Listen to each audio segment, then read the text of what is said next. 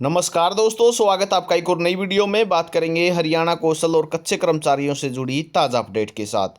Channel पर नए हैं तो चैनल को सब्सक्राइब कर लेना, हर अपडेट आपको मिलती रहेगी। तो एचकेआरएन के कर्मचारियों के लिए एक बड़ी अपडेट रहेगी। बार बार जो है कंप्लेन रहती थी कि हमारा पीछे वाला एक्सपीरियंस काउंट नहीं किया गया। तो दक्षिण हरियाणा बिजली वितरण निगम ने संज्ञान लिया है इस मामले में। और यहाँ पे आप देख सकते हैं SC/DHBN हिसार की तरफ से लेटर जारी हुआ है। Request for resolution of pay anomaly due to non consideration of the pay experience of contractual employee. तो हरियाणा सरकार के जो एचकेआरएन के जो कर्मचारी हैं उन्हें पोर्ट कर दिया गया था एचकेआरएन में।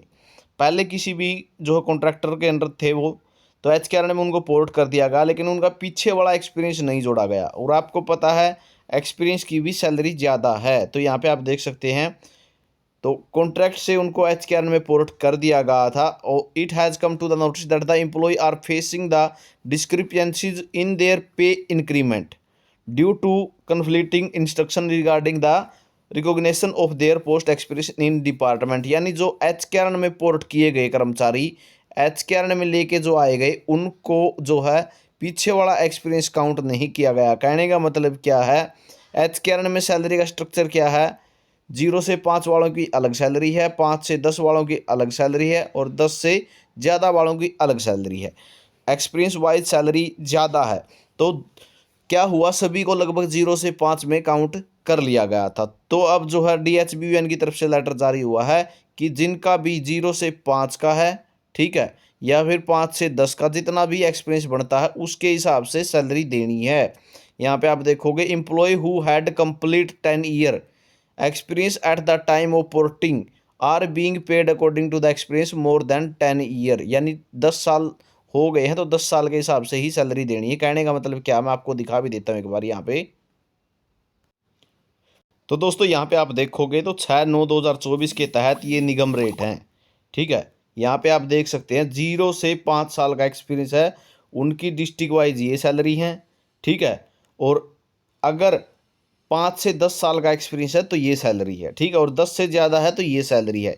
यानी 10% और 20% का जो एक्स्ट्रा बेनिफिट है वो दिया जाता है, ठीक है। यहाँ पे भी देख सकते हो, इसी तरीके से आप यहाँ पे भी देख पाओगे। ये कैटेगरी वाइज है, डिस्ट्रिक्ट वाइज और कैटेगरी वाइज। आपका डिस्ट्रिक्ट जिस कैटेगरी में आता है वो यहाँ पे आप देख सकते हैं। तो इसी के मद्देनज़र जो लेटर जारी करने को कहा है, बहुत से कर्मचारियों का ऐसा हुआ है एचकेआरएन में उनको पहले ही जो डिपार्टमेंट में लगे हुए थे 5-6 साल उनको हो गए थे, ठीक है। लेकिन एचकेआरएन में जब पोर्ट किया गया तो उनको इसी टेबल पे रख दिया, मान के चलो इस पे रख दिया। लेकिन होने किस में चाहिए थे, वो 21,900 में होने चाहिए थे। सैलरी मिली उनको 19,900, ठीक है। इसी तरीके से दूसरे डिस्ट्रिक्टों में भी इसी तरीके से हुआ है।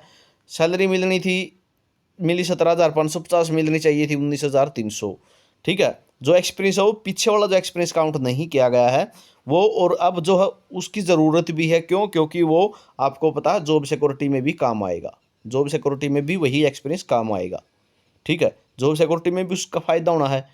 और जॉब सिक्योरिटी के लिए जब जो है डिपार्टमेंट कमेटी के पास अपना रिकॉर्ड भेजेगा सभी कर्मचारियों का, तो वो पीछे वाला एक्सपीरियंस देखा भी जाएगा, ठीक है। वो पीछे वाला एक्सपीरियंस देखा भी जाएगा जॉब सिक्योरिटी एक्ट के तहत, ठीक है।